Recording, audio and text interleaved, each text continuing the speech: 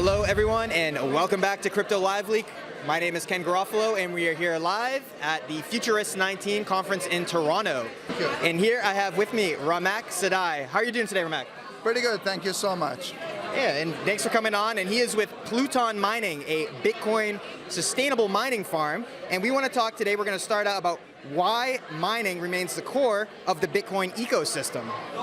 Well, it is. I mean, you maintain the network. People don't understand mining and blockchain and distributed ledger, generally speaking, but without the miners, on most of these tokens, it's very truly decentralized distributed ledger. And that's the core discussion everybody has, that Ripple is not a cryptocurrency. You don't want, even if it's 5 people controlling it, it's not controlled by the entity that issued the token. And you have to have miners. There has to be incentive.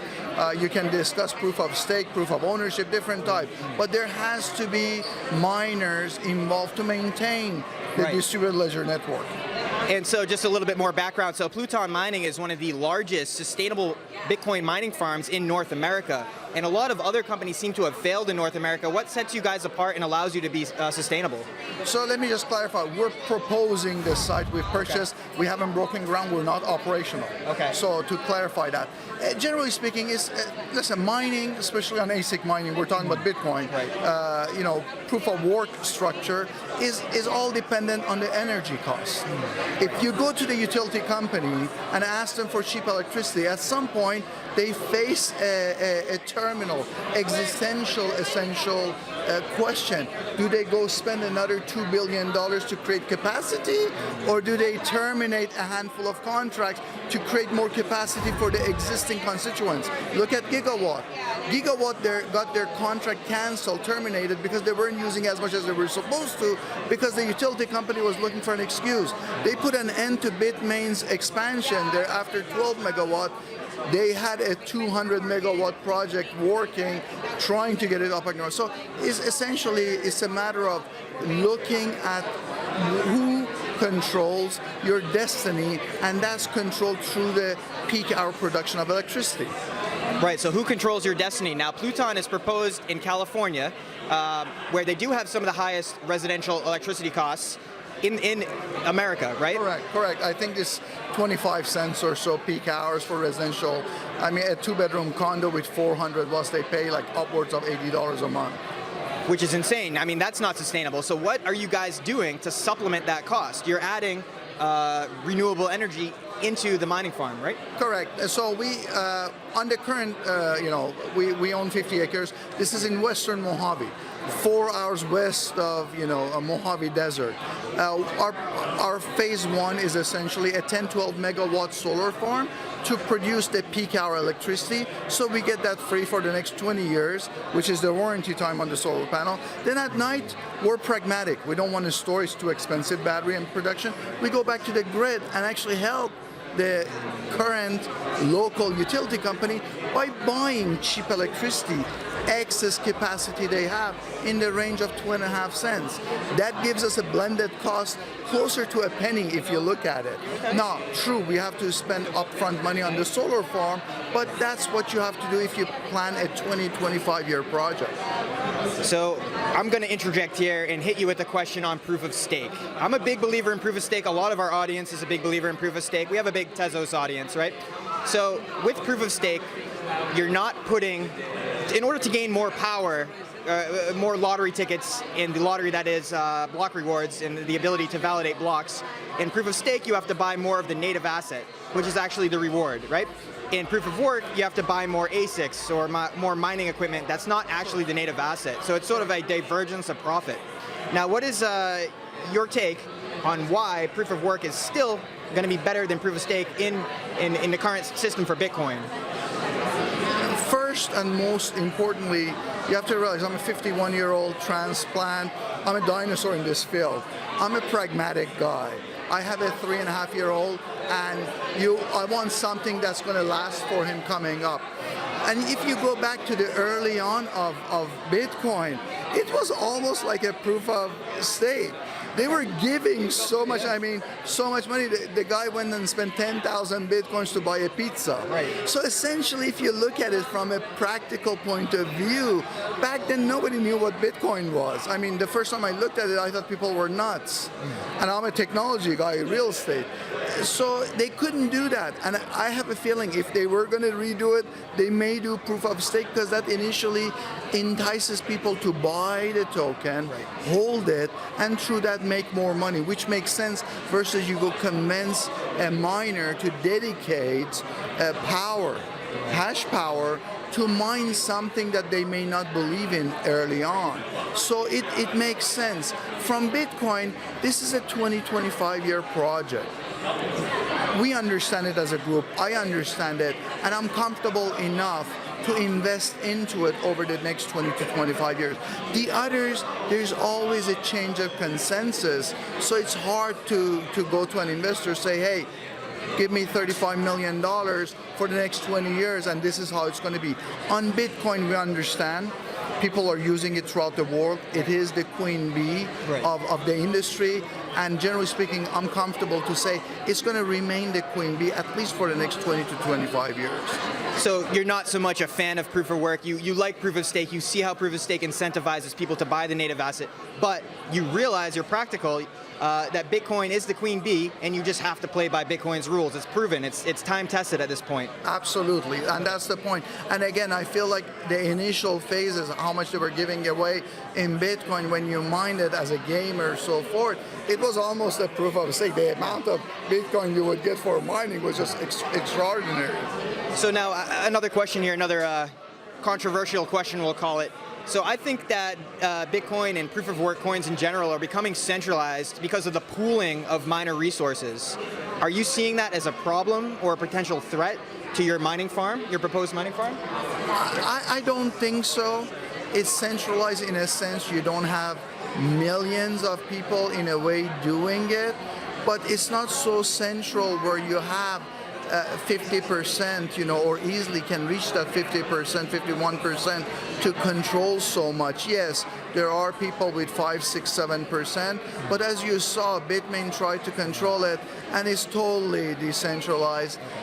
Moving forward, is they have to control their destiny by controlling the production of electricity. If they're not doing it, it's going to remain very decentralized. I'm comfortable enough in saying that it's decentralized enough.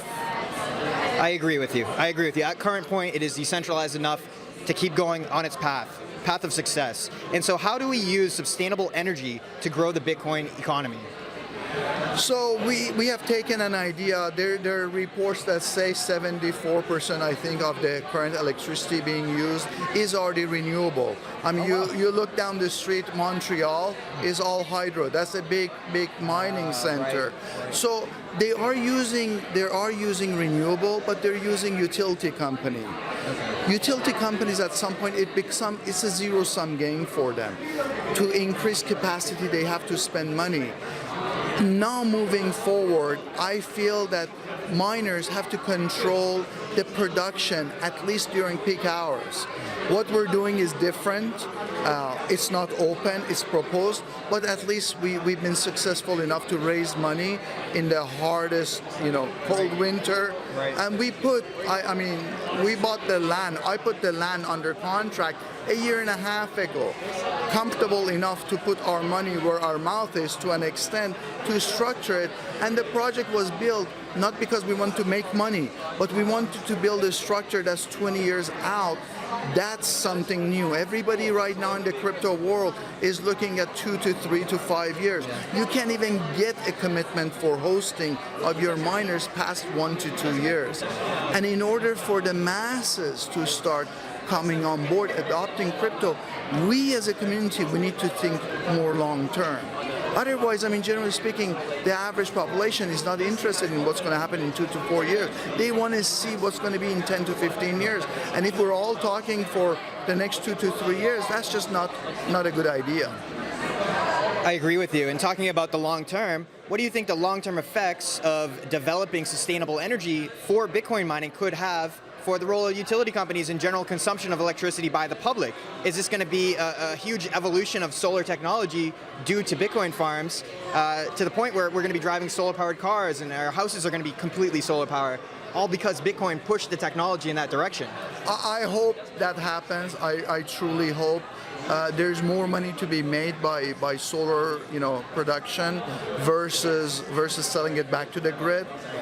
It can help, and it's getting cheaper. Right now, you can have installed solar on a flat land like ours for less than $1 per watt. That's pretty cost effective considering you have that free electricity for 20 years and the equipment comes with a 20 to 25 year warranty. So it makes sense. We're not operational, so there's that argument to be made. You haven't really done it, but I can assure you, again, we're controlling our destiny. We're taking charge of the land, we're taking charge of the peak hour of electricity to at least propose and take one foot in front of the other and move forward. Hopefully it will be good. I'm very comfortable with what we're trying to do, and I hope we can set the example for the people. It's renewable. This means somebody in those less stable or less fortunate countries, cities, areas, they can do the same. There's no reason why a hospital in Africa can't do mining for 12 hours during the day where they have the sun and see how they can actually benefit them. Yeah, absolutely agree with you. It's something that could actually, save the world where there's more impoverished areas. It's definitely giving back to the community by doing this sustainable mining. Yes. And so now, are you guys? You've already completed fundraising. Do you need any more fundraising? You have any more events coming up? We're opening up the retail offering in about 2 weeks to international buyers. Unfortunately, due to the restrictions in the US, this is closed for average retail investor in the US. But yes, we're opening this up internationally where I think there's demand. Remember, the token or the shareholders, if you will, they are shareholders. It's a digital certificate they get that they signed a paper for, but they are buying, they're getting equity. They're going to be owners of the land, of the infrastructure, the solar farm, the whole thing. They're just not buying into a mining pool. Right. They can, and I think internationally there's more demand for people to own a piece of land and mining reward in the form of Bitcoin in California. So are you guys doing an STO type, or you say digital certificate? So we're issuing shareholders basically stock certificate. Okay. Under the Delaware law, from what I understand, and I'm not an attorney, I'm not giving legal advice, but Delaware passed a law that you can issue digital certificate. That's essentially a token. Right. And that's the route we're taking. First they get their certificate, and then we convert that into a digital certificate, a token essentially, for the distribution of the Bitcoin. That's very exciting stuff, and I hope some of our audience will look into this and maybe even, if they're outside the US, participate in this round of retail investing. That would be wonderful. I hope they can, and I hope people can see there's a better way to do it and be helpful to the local community rather than just take all their capacity. Absolutely agree with you. And Ramak, where can people go to find more information on the company itself and also on this retail offering coming up? Plouton Mining, and Plouton is Plouton, is the Greek god of finance and money. PloutonMining.com. They can get their register, whatever their interest level is, and get additional information. It will be open for public in about 2 weeks. Okay, guys, you heard it here first. PloutonMining.com. And this is Ramak. Thank you so much for joining us. Thank you so much for the time, and thank you for interviewing me and giving the project an opportunity. Absolutely, and we hope to do more coverage of it in the future, and we definitely think it will have continued success. So thanks again. Thank you so much. Thank you. You're welcome.